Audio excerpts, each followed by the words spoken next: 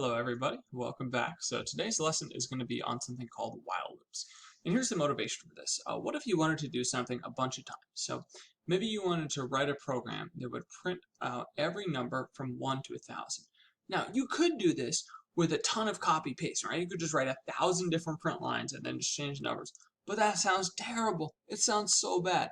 So there's got to be another way to do it. And that's what while loops are really great for. If you have some task that you would like to repeat multiple times, and it's basically the same every time, or just off by a little bit, that's what a while loop can be extremely useful for. Okay, so what I'm going to talk about is the anatomy of a while loop in terms of how it works, and then we'll go over some examples of why you might want to use it, and then talk about how fast it is. So here's the setup. Instead of writing an if statement, it's going to look very similar. You're just going to use the word while. So you have while some condition. And that condition is just like an if statement. Again, there's no semicolon. Probably should have put that arrow. I should probably that as a comment. But anything you could put inside an if statement with ands and ors, you can put in a while statement as well. And just like an if, we have squigglies. And in here, we have code you want to run. And the general structure of how a while loop works is this. So first off, you check to see if the condition is true. And then, of course, if it is false, you skip past the squigglies and continue with the program. So just like with an if statement, if this condition is not true, it goes all the way down and it just continues down below it and goes on with the rest of your program. Okay, and then if that condition is true, it runs the code inside the set of squigglies. And then what it's going to do again is repeat step 1.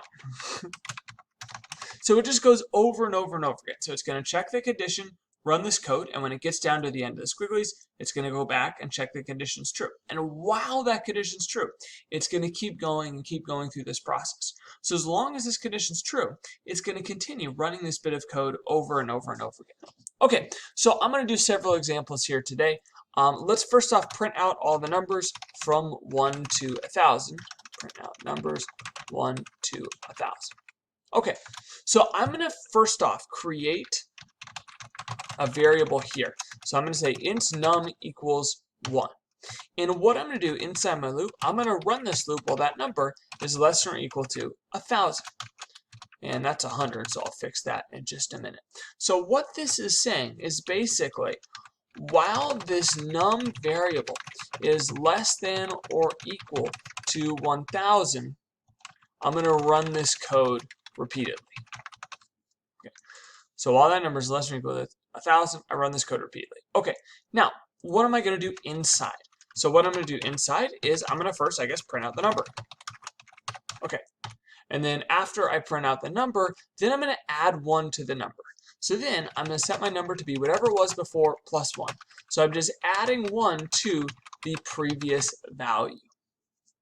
Okay, so that's what's going to happen here. Let's go ahead and actually run this code really fast and watch what happens. So let's go ahead and see, and it's actually going to go through all 1,000 pretty quickly. So it went and it printed through everything from 1 to 1,000. So I'm not going to think through logically what's going on here, but basically it says, okay, number is 1. Is 1 smaller than 1,000? Yes. So it prints out 1. And then it sets num to be 2. And then it loops back here, and you check this each time. So before we start, we check it, and then after we finish, we go back here and check it again before we start the next time through. So is that smaller than 1,000? Yes. So now we print out 2.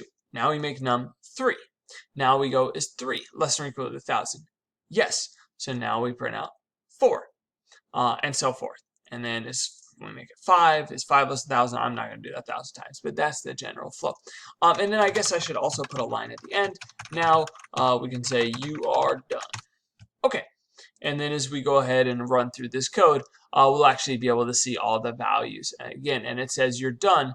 This only happens after you finish executing the loop. Okay, so that's a pretty basic one. Well, what if you wanted to do something a little simpler? Or maybe a little more complicated? Instead of just printing all the numbers, what if you wanted to add all the numbers up from 1 to 1,000? Okay. So, say I want to add them up.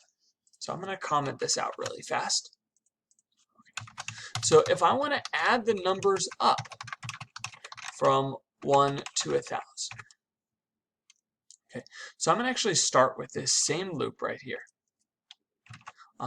So every time, but instead of like printing the number out, then in this case, I'm going to have some sum variable, and I'm going to declare this out here. Int sum equals 0. Okay, and then every time what I'm going to do is I'm going to add that sum to be plus that number. So I'm going to add the number to the sum. So the first time I run through, the sum is equal to 1. And then I say, okay, so let's actually kind of draw this out, right? So what happens is the first time sum is 0 and num is 1. So then the next time through we set num to be 2.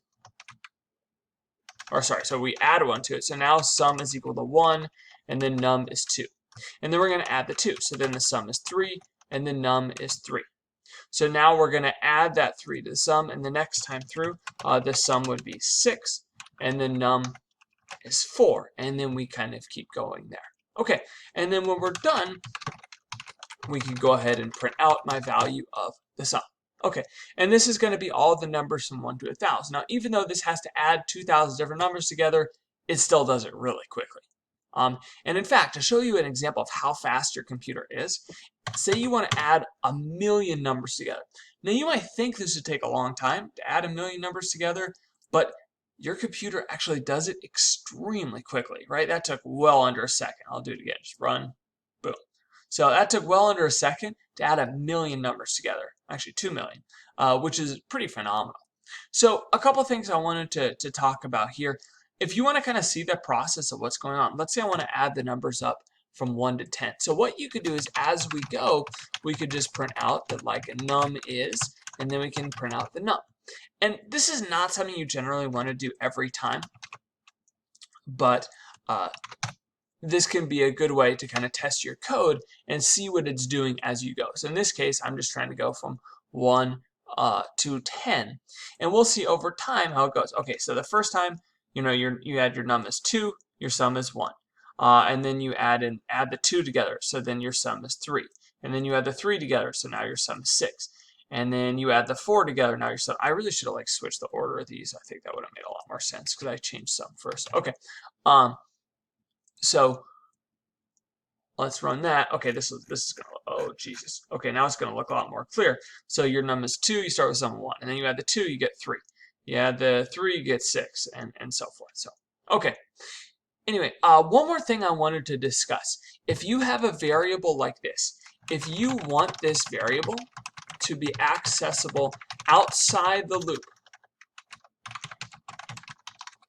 you must declare it outside the loop. If you declare a variable inside a set of squigglies, just like in an if statements you guys saw, if you declare a variable inside here, as soon as you leave that set of squigglies, it's gone. So if I were to go ahead and screw this up and say like int sum equals 0 and declare it inside the loop, that actually doesn't work. It won't even compile because it'll say once you leave the squigglies, it can't find it. So the other issue with this is this also would reset every time. So if you just run your code, you see it resets the sum every time. It doesn't keep a running total because basically every time through it adds the sum to be 0. Okay, so this is bad. This would reset each time through the loop. Okay, so again, much better to declare it outside, and then that way you can see at the end, you can actually see the variable and see the final count there of the sum from 1 to 10. Okay, so that's some of the basics of while loop. I'll delve into some more advanced cases in the next video. Thanks for watching.